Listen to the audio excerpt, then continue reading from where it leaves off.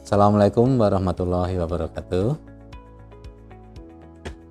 Kami ucapkan selamat datang kepada siswa baru jurusan Teknik Kendaraan Ringan Otomotif tahun ajaran 2020-2021. Selamat bergabung di Teknik Kendaraan Ringan Otomotif SMK Anusatadayu. Pertama kali kami mengucapkan selamat atas keberhasilan siswa-siswa semua masuk ke jenjang pendidikan yang lebih tinggi dari jenjang sebelumnya tingkat SLTP.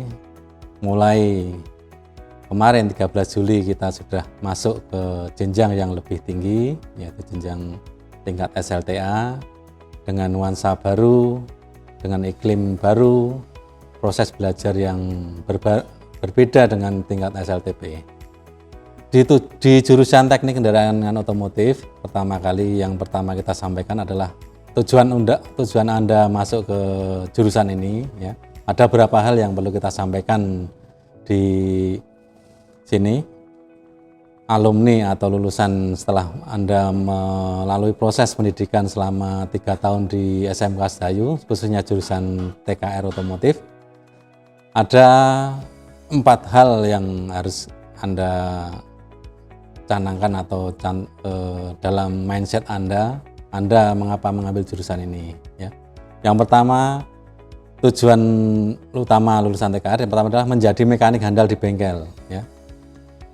Banyak sekali alumni kita yang sudah bekerja sesuai dengan jurusannya di bengkel-bengkel, baik bengkel resmi maupun bengkel biasa, yang di sana alumni dari SMK Sedayu sudah banyak sekali bekerja di sana.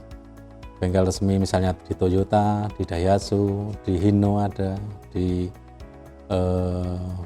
General Motor, kemudian di perusahaan-perusahaan besar misalnya PT Hiba Utama, PT Bluebird, dan perusahaan-perusahaan besar yang di luar itu, ya. Itu tujuan pertama. Jadi Anda bisa menjadi mekanik handal di bengkel-bengkel yang membutuhkan jasa Anda sesuai dengan kemampuan Anda. Yang kedua, berwirausaha sesuai jurusan. Ini penekanan yang sekarang ditekankan mulai kurikulum 13 adalah berwirausaha ini. Jadi bagaimana Anda bisa membuka peluang berwirausaha, ya. Terlebih lagi kalau Anda bisa merekrut atau memberi peluang kerja kepada orang-orang di sekitar Anda, itu akan lebih sangat bagus sekali lagi, ya. Jadi ini penekanan yang kalau dulu menyiapkan tenaga handal mekanik di sesuai jurusan, ya. Yang kedua, penekanan di kurikulum 13 revisi ini adalah berwirausaha. Ini penekanan yang sangat ditekankan sehingga harapannya Anda tidak hanya mencari lapangan kerja, tapi bagaimana Anda bisa membuat lapangan kerja sendiri, dan bahkan kalau bisa membuat lapangan kerja untuk orang lain. Ini penekanan yang sangat ditekankan sekarang, sehingga di jurusan Teknik Kendaraan Ringan Otomotif selain mempelajari hal-hal khususnya bagaimana Anda menjadi seorang mekanik, sekarang ditambahi bagaimana mindset Anda berwirausaha, termasuk materi-materi pendukungnya. Di sana ada dibekali tambahan sekarang sedikit dasar pengelasan, kemudian teknik pengecatan. Itu sebagai modal, dalam artian Anda kalau berwirausaha bisa lebih siap lagi untuk membuka bengkel atau usaha Anda sendiri, ya. Yang ketiga, melanjutkan studi sesuai ke jenjang selanjutnya. Jadi selain 2 hal yang tersebut di atas, Anda juga diberi kesempatan, misalnya ada yang pengen melanjutkan studi, diberi kesempatan sesuai dengan jurusannya, ya. Pendidikan teknik mesin, pendidikan teknik otomotif, terutama itu, ya. Di berbagai perguruan tinggi sesuai dengan keinginan Anda, ya. Banyak alumni kita juga yang melanjutkan ke jenjang selanjutnya sesuai dengan jurusannya, ya. Kemudian yang keempat, lain-lain itu maksudnya di luar yang ketiga ini, ya. Misalnya Anda menjadi polisi, menjadi tentara, menjadi pegawai negeri, dan di luar itu. Jadi misalnya menjadi seorang manajer di sebuah perusahaan, atau mungkin sesuai dengan kemampuan di luar otomotif. Jadi misalnya mendirikan usaha tetapi tidak sesuai dengan jurusan bengkel. Nah, ini bisa. Tapi harapan kita adalah dua hal, yang nomor 1, nomor 2 itu adalah tujuan utama yang paling penekanannya ya. Jadi harapan kita adalah pertama, Anda bisa menjadi mekanik handal, dan terlebih lagi yang poin kedua itu yang sangat dibutuhkan, yaitu berwirausaha ya. Nah, itu tujuan utama, ada 4 itu. Jadi silakan nanti mulai sekarang mindset Anda mulai tekankan. Anda masuk ke jurusan otomotif SMK Sedayu ini mau kemana ya. Sehingga tidak ada lagi keraguan ketika Anda belajar nanti. Selanjutnya masuk ke berikutnya adalah struktur kurikulum ya. Struktur kurikulum di SMK 1 Sedayu, khususnya jurusan TKR otomotif ya, kita bagi menjadi 3 poin ya.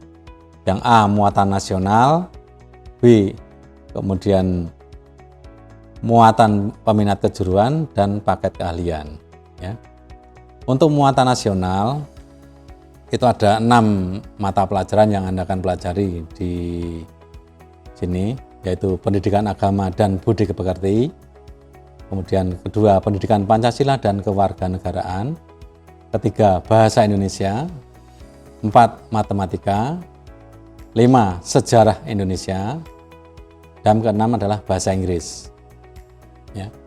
Itu muatan nasional yang harus Anda pelajari selama 3 tahun belajar di sini ya. Kemudian ada muatan kewilayahan ya. Muatan kewilayahan ini ada 3 yang Anda pelajari. Yang pertama adalah seni budaya. Khusus seni budaya nanti Anda pelajari hanya di kelas 10, di kelas 11 dan 12 tidak ada. Kemudian kedua adalah pendidikan jasmani, olahraga dan kesehatan ya. Untuk menjaga stamina kesehatan Anda harus berolahraga secara rutin di sekolah dan di luar sekolah. Di sekolah ada jadwal sendiri, yaitu di kelas 10 dan kelas 11. Kemudian ketiga adalah bahasa Jawa ya. Sebagai kita secara regional di Pulau Jawa dan khususnya di daerah istimewa Yogyakarta, Anda harus bisa berbahasa Jawa ya, sehingga tidak meninggalkan adat budaya yang kita miliki ya. Kemudian selanjutnya adalah muatan peminatan kejuruan ya. Muatan peminatan kejuruan ini dibagi menjadi 3 kategori, yaitu kelompok 1 C1 adalah dasar bidang keahlian. Itu yang Anda pelajari di kelas 10, meliputi simulasi dan komunikasi digital. Kemudian yang kedua adalah fisika. Yang ketiga adalah kimia. Itu kelompok yang di dasar bidang keahlian atau C1 ya. Kelompok berikutnya adalah C2, adalah dasar program keahlian.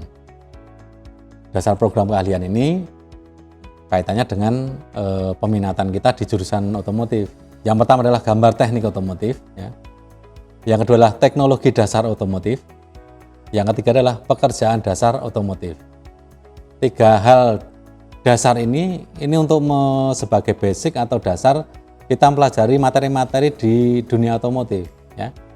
Gambar teknik, bagaimana kita menggambar sesuai aturan dengan standar nasional dan internasional, bagaimana kita menggambar dan memahami gambar ya.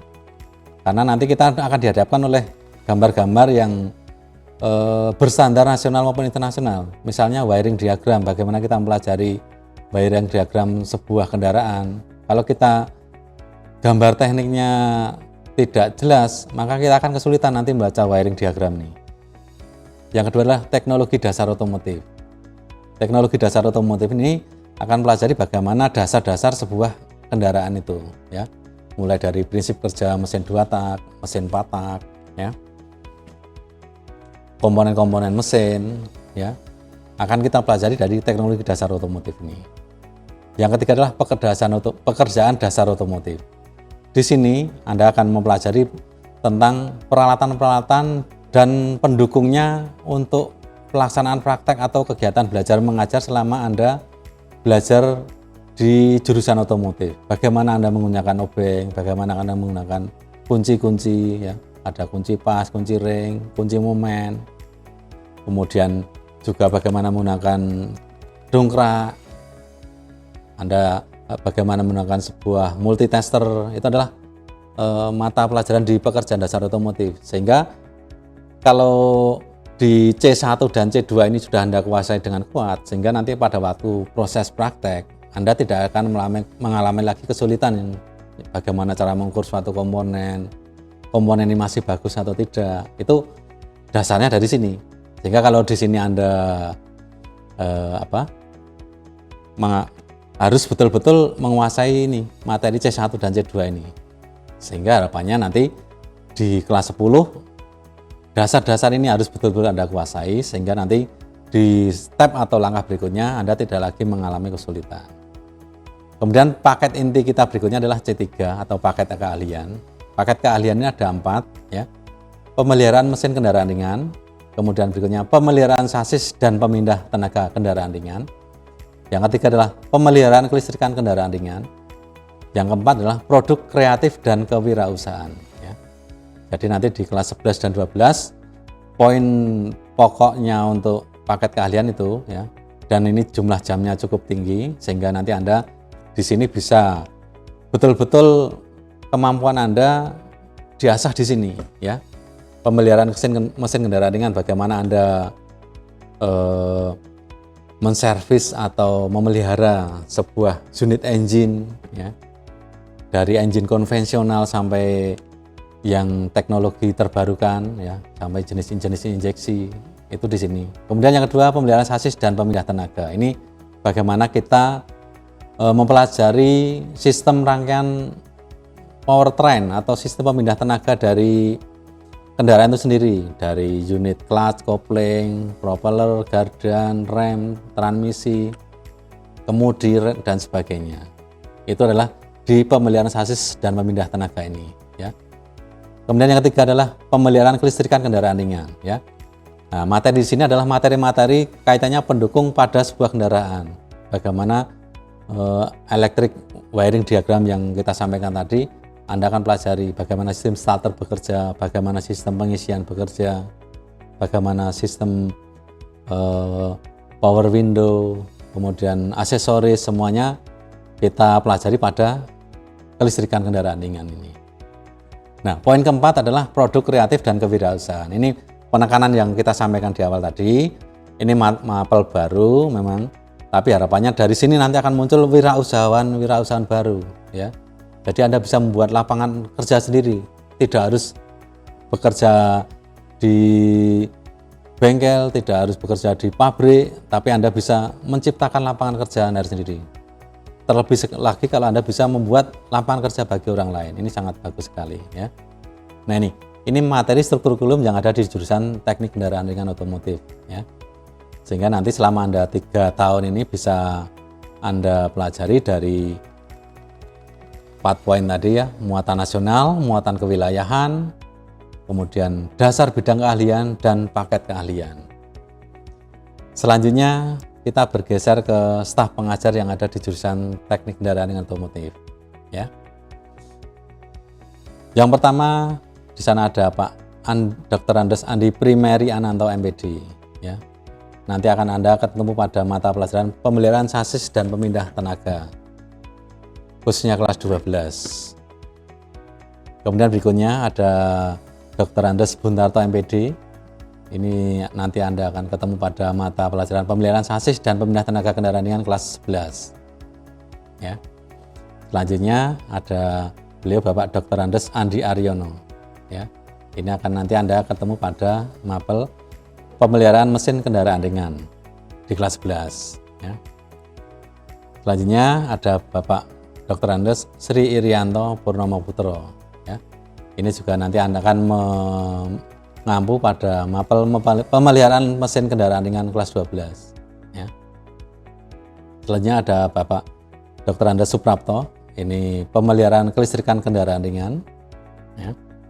Kemudian ada Bapak Bambang Heru Cokro SPD, ini di pekerjaan dasar otomotif. Ya. Kemudian ada Bapak Arifin Hafid SPD, ini pemeliharaan sasis dan pemindah tenaga kendaraan ringan. Kemudian saya sendiri Suharno SPD, nanti ketemu di Mapel Produk Kreatif Kewirausahaan. Ya. Kemudian ada Bapak Arif Wibawa SPD, pemeliharaan kelistrikan kendaraan ringan. Kemudian ada Bapak Lundiawan SPD, ini ada di Teknologi Dasar Otomotif dan Produk Kreatif Kewirausahaan kelas 11. Kemudian kita juga ketemu dengan beliau Bapak Dr. Andus Haji Suyud MPD untuk Mapel Produk Kreatif Kewirausahaan. Itu adalah guru-guru yang akan mengampu Anda selama 3 tahun di jurusan Teknik Kendaraan Ringan Otomotif. Satu lagi ada Bapak Nuryanto, ini yang akan sebagai toolman yang akan melayani Anda, kebutuhan Anda selama praktek. Ya. Jadi kalau nanti Anda meminjam peralatan praktek kepada Bapak Nuryanto ini. Ya. Oke, selanjutnya di jurusan PKR Otomotif kita juga mengenal yang namanya praktek kerja lapangan atau PKL atau praktek industri. Dan ini dilaksanakan selama 6 bulan dan dibagi menjadi 2 periode. Ya. Periode pertama dilakukan di kelas 11, yaitu periode pada bulan Januari sampai Maret, sekitar 560 jam. Kemudian periode kedua dilaksanakan pada bulan Juli-September, ini dilaksanakan setelah Anda naik kelas 12. Ya. Dengan total kurang lebih 1.100 jam, Anda akan di lapangan, dalam artian di bengkel sungguhnya, sehingga nanti ilmu-ilmu yang Anda pelajari di sekolah, itu Anda bisa cross-check atau kita sesuaikan dengan apa yang ada di lapangan. Ya.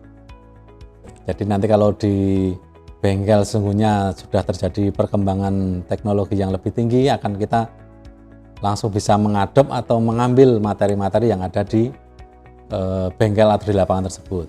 Ya. Selanjutnya program yang ada di jurusan TKR Otomotif adalah kunjungan industri. Ya.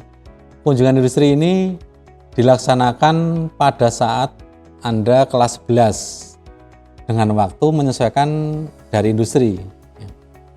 Jadi misalnya karena industri yang ada khususnya di Jabodetabek atau Jawa Timur itu terbatas, sehingga mereka juga banyak kunjungan, sehingga kita menjadwalkan diri ke industri tersebut kapan bisa kita kunjungi.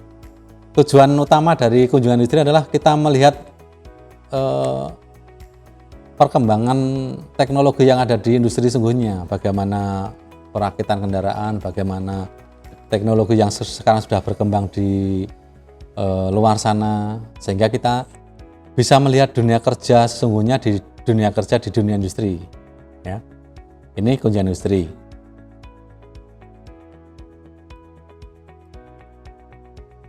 Kita akan bisa melihat bagaimana proses pembuatan engine, bagaimana perakitan sebuah kendaraan,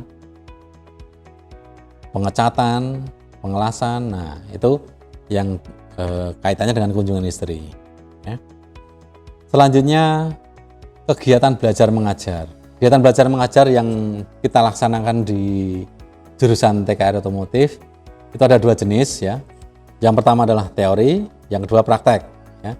Jadi kalau di SLTP mungkin frekuensinya praktek kecil, sekarang di SMK mindset Anda perlu sedikit berubah bahwa di sana lebih banyak prakteknya dibanding teori, dengan proporsi sekitar 40/60, proporsi 40 teori, 60 untuk prakteknya. Dengan harapan kemampuan atau skill Anda, psikomotorik Anda akan terlatih dari praktek ini, sehingga tujuan utama tadi kita bisa mencetak tenaga-tenaga mekanik yang handal, kemudian Anda siap berwirausaha, kita dapatkan dari sini, dari pembelajaran praktek ini. Setiap KD atau kompetensi dasar, nanti baik teori maupun praktek, nanti akan ada evaluasi. Ya. Ini untuk menentukan Anda sudah KKM itu kriteria ketuntasan mengajar ya. Jadi kalau Anda minimal nilai 70 baru dikatakan tuntas atau KKM. Kalau kurang dari itu berarti prosedurnya Anda harus remedi untuk sampai bisa lolos, baik teori maupun praktek. Jadi nanti kalau Anda teorinya belum lulus, Anda harus mengulang remedi. Prakteknya juga demikian. Ketika Anda praktek belum bisa, berarti Anda harus mengulang lagi sampai bisa. Nah, untuk proses di tahun ajaran 2020-2021 ini, mungkin di awal-awal bulan ini, Juli sampai nanti, kita belum tahu, sesuai dengan peraturan gubernur, kita akan masih mengadakan proses pembelajaran sistem jarak jauh atau daring, ya.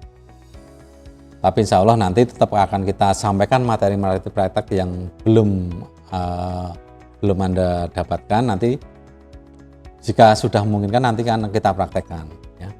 Sehingga dari kemampuan praktek atau psikomotorik Anda akan tetap mendapatkan, ya.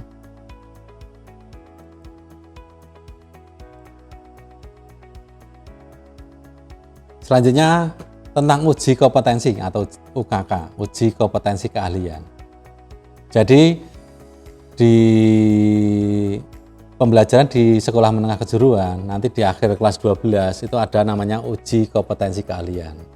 Ini untuk menguji kemampuan Anda, baik secara pengetahuan, kognitif maupun secara keterampilan atau psikomotorik, ya. Pengujinya kita ambil dari dunia industri atau dunia usaha pasangan dari SMK Sedayu yang sudah terstandar nasional. Kemudian sistemnya adalah ujian Anda sendiri-sendiri, ya. Jadi nanti ada uji teori dan uji praktek. Nah, ini juga kalau nanti Anda belum lulus, Anda harus melalui proses sebelumnya. Anda harus remedi untuk sampai Anda dinyatakan kompeten atau lulus, ya. Kemudian ada juga satu lagi tentang namanya uji lembaga sertifikasi profesi atau LSP. Di tahun 2020 ini insya Allah SMK Sedayu termasuk jurusan TKR Otomotif kita sedang menyusun sebuah LSP berstandar nasional, dalam artian Anda bisa ujian di sini dan diakui secara nasional. Jadi Anda nggak perlu ujian di luar, Anda sudah ujian di sekolah tapi bisa diakui berstandar nasional oleh dunia usaha atau dunia industri. Ini uji LSP, diuji oleh orang-orang yang sudah mempunyai sertifikat terstandar nasional, sehingga ujiannya juga berstandar nasional, termasuk kondisi dan situasi yang ada di sana juga seperti itu, ya. Kemudian berikutnya kita sampaikan tentang fasilitas bengkel. Bengkel otomotif SMK Sedayu mempunyai fasilitas atau sarana dan prasarana yang sesuai dengan standar pendidikan nasional untuk menunjang praktek-praktek yang terdapat pada struktur kurikulum yang tersebut tadi, ya. Mulai dari teknik dasar otomotif, pekerjaan dasar otomotif, perawatan mesin, perawatan kelistrikan, perawatan sasis, dan kewirausahaan. Dan kita berusaha setiap waktu atau setiap saat untuk mengupdate atau memperbarui fasilitas yang ada di bengkel, supaya kita tidak ketinggalan teknologi. Karena apa? Perkembangan yang ada di dunia luar, dunia industri itu perkembangannya teknologi cukup pesat, sehingga kalau kita tiap tahun tidak mengupdate atau memperbarui fasilitas kita akan ketinggalan. Sehingga insya Allah kita juga bekerjasama dengan sekolah selalu berusaha mengupdate fasilitas-fasilitas yang terbaru yang ada di sekolah kita. Harapannya Anda nanti siap dalam artian untuk terjun ke dunia industri, tidak canggung terhadap teknologi yang berkembang saat ini. Kemudian aturan-aturan yang harus ditaati selama Anda berada di bengkel. Jadi nanti silahkan selama Anda melaksanakan kegiatan belajar mengajar, ada aturan-aturan yang harus Anda tekankan Anda harus taati, ya. Ada berapa yang perlu kita sampaikan. Pertama, mengutamakan keselamatan kerja, ya. Karena Anda ini kan wawasan kerja, sehingga keselamatan kerja ini sangat kita tekankan sekali, ya. Rambut tidak boleh gondrong, pakai pakaian kerja, harus bersepatu, ya. Mentaati peraturan dalam artian alat apa yang kita gunakan harus sesuai dengan SOP-nya, ya. Kemudian sesuai dengan peraturan. Jadi misalnya kita pinjam alat, prosedurnya gimana, mengembalikan alat bagaimana, itu adalah sesuai dengan peraturan yang ada di bengkel, ya. Kemudian berikutnya tentang denah bengkel, ya. Denah bengkel kita lihat sesuai dengan plot yang ada di sana. Kita pisahkan antara ruang mesin, praktek listrik, praktek sasis, kemudian ada TDO, kemudian ada untuk praktek dasar pengelasan. Ini untuk membekali Anda kaitannya dengan kewirausahaan, sehingga nanti Anda siap ketika Anda harus mendirikan bengkel sendiri, berwirausaha sendiri. Ya. Nah, itu secara umum yang perlu kita sampaikan di materi MPLS tahun ini. Semoga apa yang kita sampaikan dapat memberi wacana dalam artian Anda sebagai siswa baru di jurusan otomotif SMK Sedayu. Selamat bergabung, semoga sukses. Anda harus mantap ketika masuk ke jurusan Anda, ya. Jadi ibarat Anda itu sekarang kalau naik kereta, Anda sudah masuk ke gerbong sekarang ini, dan Anda akan menuju suatu tujuan kita ya tadi di 4 awal tadi, ya, bisa menjadi mekanik handal, bisa berwirausaha, bisa melanjutkan usaha, dan lain-lain. Ada 4 poin tadi, sehingga ketika Anda sudah masuk gerbong kereta ini, Anda harus yakin tujuan Anda kemana. Mindset kita mulai kita tata bahwa kita akan, saya mau ke sana tujuannya berwirausaha.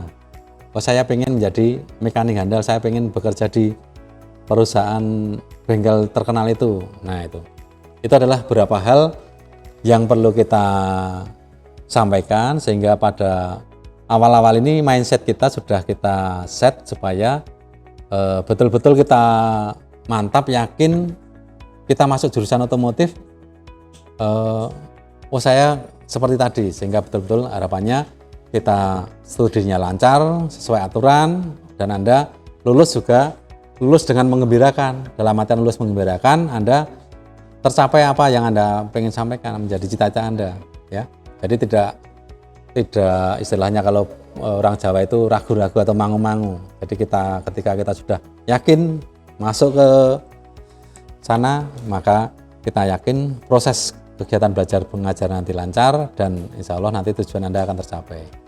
Demikian yang bisa saya sampaikan pada materi MPLS kali ini. Semoga kita dapat mengambil materi yang kita sampaikan.